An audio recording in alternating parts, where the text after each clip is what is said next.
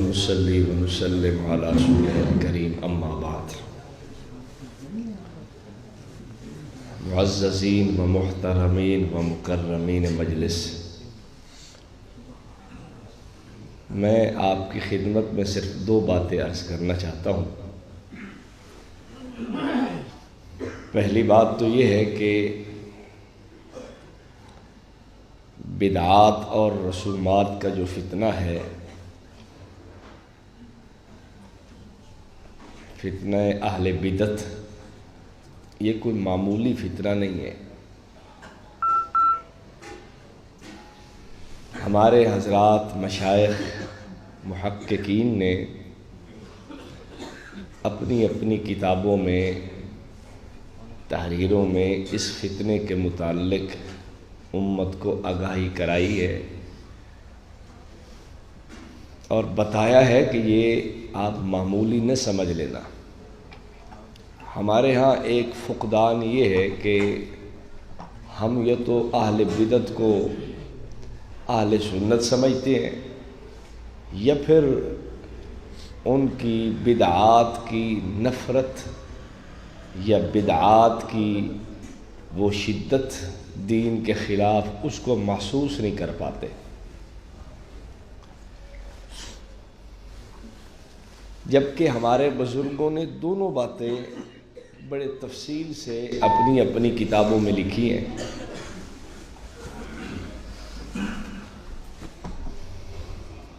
ایک وقت تھا حضرت مولانا محمد منظور نعمانی رحمۃ اللہ علیہ کا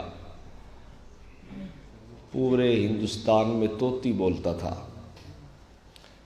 اور اہل بدعت کے خلاف جب بھی ضرورت پڑتی تھی تو اہل سنت کے سٹیج سے وکالت مولانا نعمانی رحمۃ اللہ علیہ کرتے تھے۔ ان کی خط و کتابت ہے شیخ الاسلام حضرت مفتی محمد تقی عثمانی صاحب زیدہ مجدہم و فضلہم سے نقوش رفتگاں میں وہ چھپ چکی ہے۔ مفتی صاحب فرماتے ہیں کہ انہوں نے مجھے خط لکھا کہ میں بوڑھا ہو گیا ہوں، امراض اور اس قسم کی مصائب اور تکالیف نے مجھے گھیر لیا ہے، سفر کر نہیں سکتا، ورنہ میرا دل چاہتا ہے کہ میں پاکستان کا سفر کروں، لاہور یا کراچی آؤں اور وہاں مدارس کے طلباء کو اکٹھا کر کے میں فتنہ رضاخانیت کے متعلق ان کو کچھ اصول اور ضابطے اور باتیں سمجھاؤں۔ اگلا جملہ سننے والا ہے، حضرت فرماتے ہیں کہ میری سمجھ اور دانست میں یہ فتنہ مرزائیت سے بھی زیادہ خطرناک ہے۔ اس طرز پہ بہت ساری باتیں آپ کو اور بھی کتابوں میں نظر آئیں گی۔ امام اہل سنت مولانا سرفراز خان صفدر رحمۃ اللہ علیہ کی کتب میں اس طرح کی بھرمار ہے، جو حضرت نے اس فتنے کے خلاف اپنے جملے بتائے ہیں اور اپنا ذہن بتایا ہے۔ پہلی بات یہی تھی کہ اس فتنے کو فتنہ سمجھیں، اور دوسری بات یہ ہے کہ بدعات کی تردید میں نرمی والا معاملہ نہیں ہونا چاہیے۔ بدعت بہت بڑی اسلام کے خلاف ایک سازش ہے۔ آپ یہ دیکھیں، نبی پاک صلی اللہ علیہ وسلم چور کی، کل قیامت کے دن ڈاکو کی، بڑے بڑے مجرموں کی شفاعت کریں گے، اپنی امتیوں کی شفاعت ہوگی، کبیرہ گناہ والوں کی ہوگی۔ تو کبیرہ گناہ یہی ہے نا، کوئی چور ہے، کوئی ڈاکو ہے، کوئی شرابی ہے، کوئی زانی ہے، ان کی شفاعت ہو رہی ہے۔ اور جب بدعتی آدمی میدان میں آتا ہے، آپ یوں تو فرماتے ہیں اسیحا بھی، اسیحا بھی، یہ میری امتی آ گئے، لیکن جب حقیقت حال پتہ چلتی ہے کہ یہ لوگ بدعتی ہیں تو آقا یوں نہیں فرمائیں گے کہ چلو ہو جانے کچھ نہیں خیر ہے، تم بھی یہی کہتے رہے کہ کچھ نہیں ہوتا خیر ہے تو چلو آج کچھ نہیں. آپ ان کو ان کے متعلق یہ فرمائیں گے کہ ان کو دور کر دو.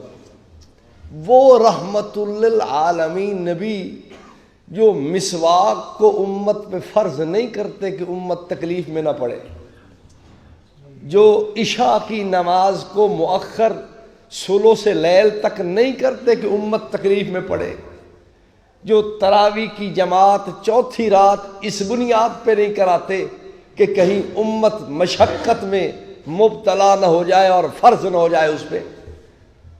اتنی رحمت شفقت فرمانے والے نبی، عزیز علیہ ما عنتم، جن کی شان حریص علیکم بالمؤمنین رؤوف الرحیم، اس ذات شان اور مقام والے جب بدتی میدان میں آتا ہے تو فرماتے ہیں سحقن سحقن، دور کرو اسے.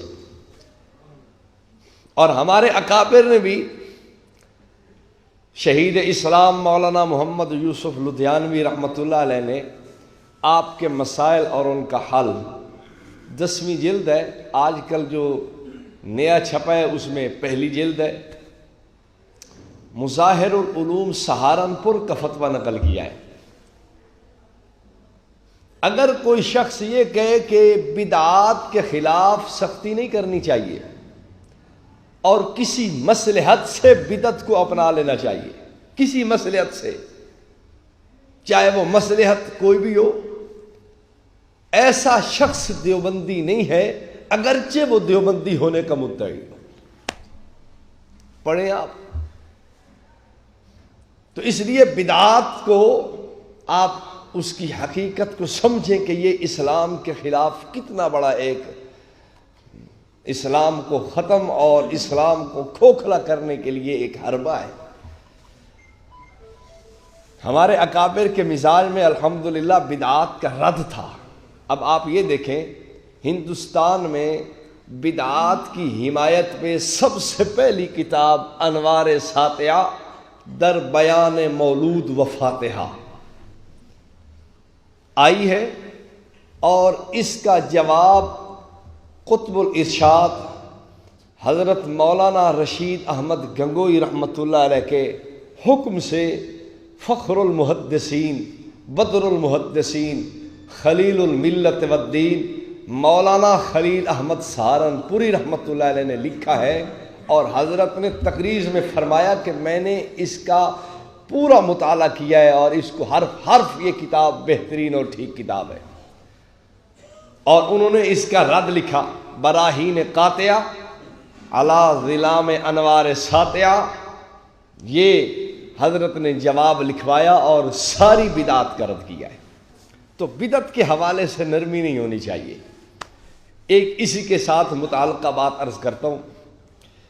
آج کل ہمارے معاشرے میں کل خوانی اتنی پھیل چکی ہے کہ ہم مولوی بھی کل خوانیوں کو ایک غنیمت سمجھتے ہوئے تشریف لے جاتے ہیں کہ چلو یار بہت بڑی سعادت ہے کہ تھوڑا سا بیان بھی ہو جائے گا، کچھ یہ بھی گرم ہو جائے گی. اور اگر کوئی کہے تو پھر ان کو ایک اشکال یہ سنایا جاتا ہے کہ مولوی صاحب اگر ہم نہیں جائیں گے تو وہ آئیں گے تو وہ عقیدہ خراب کریں گے. بھائی آپ نے 15 سال ہو گئے، 10 سال ہو گئے، 20 سال ہو گئے نمازیوں پہ عقیدے کی محنت ہی نہیں کی کہ کوئی غیر آ کے ان کی عقیدے کو خراب کرے اور وہ منہ اٹھا کے پیچھے چل پڑے. یہ بھی آپ کی کمزوری ہے نا. آپ نے کیوں یہ نہیں کیا کہ اپنے لوگوں کا عقیدہ مضبوط کیا نہیں کیا اور ان کے عقائد و نظریات کو آپ نے صحیح طرز پہ ان کو نہیں سمجھایا کہ ایک چبل بٹا چبل مولوی آ کے سنا رہا ہے تو وہ کہیں گے ہاں ہاں ٹھیک ہے جی مولوی صاحب تیرے پیچھے میں. یہ بھی آپ کی کمزوری ہے نا. پھر کیا بدعت کے ترویج کے لیے یہ بہانہ کافی ہو سکتا ہے؟ کل کو کوئی کہے مولوی صاحب وہ محرم کی مجالس منعقد ہو رہی ہیں تو میں بھی جا رہا ہوں، چلو جتنی دیر میں بیان کروں گا وہ تو نہیں آئے گا، چلو کچھ ان کے عقیدے کی تھوڑی سی تحفظ ہو سکتا ہے. نہیں بھائی یہ کوئی دلیل آپ کی نہیں ہے کہ میں نہیں جاؤں گا تو وہ آئے گا. اٹھائیں آپ فتاوی جات کو، خیر الفتاوی پڑھیں اور بزرگوں کو پڑھیں. آپ کے بزرگوں نے صاف لکھا ہے جو آدمی کلخانی کے اندر جانے پہ اصرار کرتا ہے ایسے شخص کی امامت بھی مفضی الی الکراہت ہے. پڑھیں کتابوں کو. فتاوی جات میں یہ لکھا ہے، دارالعلوم کبیر والے کا فتویٰ ہے، خیر المدارس کا فتویٰ ہے، دارالعلوم کراچی کا فتویٰ ہے، جامعہ فاروقیہ کا فتویٰ ہے اور جامعۃ الرشید کا فتویٰ ہے. سب کے فتاوی جات موجود ہیں کتابوں میں. اور علماء نے یہاں تک لکھا ہے کہ یہ کام کرنے سے سب سے بڑا نقصان یہ ہو رہا ہے کہ بدعت کی نفرت ختم ہو رہی ہے. اب آپ کو میں عرض کر چکا ہوں کہ جس نبی کی شان یہ ہے کہ وہ مسواک کو ضروری نہیں قرار دیتے، کیوں؟ میری امت کو تکلیف نہ ہو. نماز کو ثلث لیل تک عشاء کی مؤخر نہیں حکم فرماتے کہ کرو، اس لیے کہ تکلیف نہ ہو میری امت کو. اتنی رحیم و کریم ذات، شفیق اور امت پر شفقت فرمانے والی، لیکن جب معاملہ بدعت کا آتا ہے تو سرکار نرمی نہیں فرماتے، فرماتے دور کرو انہیں. کیوں؟ یاد رکھنا، ایک ہوتا ہے دین کا بنانا، ایک ہوتا ہے دین کا اپنانا. پاکستان کے قانون میں 302 والے کی بھی ضمانت ہو جاتی ہے، ہوتی ہے یا نہیں ہوتی؟ چور کی بھی ہوتی ہے، ڈاکو کی بھی ہوتی ہے، زانی کی بھی ہوتی ہے، شرابی کی بھی ہوتی ہے. اور اگر کوئی پاکستان کی حکومت میں کوئی نیا قانون بنا دے خود اور اپنی طرف سے ایک چھوٹی سی حکومت بنا کے ملک کے ساتھ ٹکراؤ کرتا ہے تو اس آدمی کے لیے گنجائش نہیں، نرمی نہیں کی جاتی. کیوں؟ یہی قانون یہاں بھی سمجھ آتا ہے کہ پیغمبر دو عالم صلی اللہ علیہ وسلم کبیرہ گناہ والے کے لیے تو شفاعت فرما رہے ہیں، کبائر والوں کے لیے تو معافی کی درخواست ہو رہی ہے، لیکن یہ بدعتی آدمی آتا ہے تو سرکار معافی کے لیے کوئی درخواست نہیں کرتے اور فرماتے ہیں دور کر دو، اور فرشتے پکڑ کے جہنم میں پھینک رہے ہیں. کیوں؟ اس لیے کہ جیسے قانون کے سامنے ایک قانون اپنی طرف سے بنا کر اس قانون سے ٹکراؤ کیا جائے، قانون برداشت نہیں کرتا، شریعت کے مقابلے میں شریعت سازی کی جائے، شریعت بھی برداشت نہیں کرتی. تو میں عرض یہ کر رہا تھا کہ بدعت کو بدعت سمجھا جائے. بعض لوگ کہتے ہیں مولوی صاحب کیا کریں، مسجد والے مجبور کرتے ہیں. اب میں حیران اس بات پہ ہوا، ایک مولوی بیچارہ ایسی مسجد کے تلاش میں مارا پھر رہا ہے کہ جہاں مسجد والے کہیں کہ آپ نے کول خانی نہیں پڑھنی، اور اسے مسجد مل نہیں رہی. افسوس کی بات ہے، اسے مسجد مل نہیں رہی، جہاں جاتا ادھر کول خانیاں پڑھنی ہے. نہیں بھائی مولوی صاحب ختم ہی تو ہوا آپ پڑھنے میں. ہے کون؟ سنی دیوبندی ہے. ہمارے بزرگ تو کسی مصلحت کی بنیاد پر بدعت کا اختیار کر لینا بھی دیوبندیت کے لیے ایک مفید نہیں سمجھتے اور کہتے ہیں کہ یہ دیوبندیت کے منافی ہے. اور میں کہوں کہ میں ساری بدعات اور رسومات کو اٹھا کے اپنے جیب میں ڈالے رہا ہوں اور میری دیوبندیت میں فرق ملا ہے. یہ کیا دیوبندیت ہے؟ بات میں اگر خلاف آپ کے مزاج کے ہو بھی صحیح تو آپ ناراض نہ ہوں.